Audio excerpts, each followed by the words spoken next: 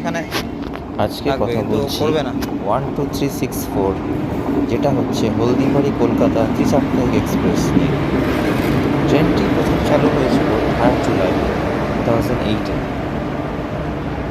আজ সবথেকে অবধি যে পুরোনো সেই ধাতের যে মাথা রেক নিয়ে আছে, ওই ত্রিসাপ্তাহিক জন্যই তো। হিসাবে চালু হয়েছিল, এখন সব আজও লাল এত এগুলো বছর পরেও এটাকে সেই এই রেখে ত্রিসাপ্তাহিকই দিয়েছে। রয়ে গেল। একে আর ট্রেনটা চেঞ্জ আর করেনি। রেগুলার করা গেল না, বা রেল মন্ত্রকের প্রয়োজন হয়নি ট্রেনটা রেগুলার করার।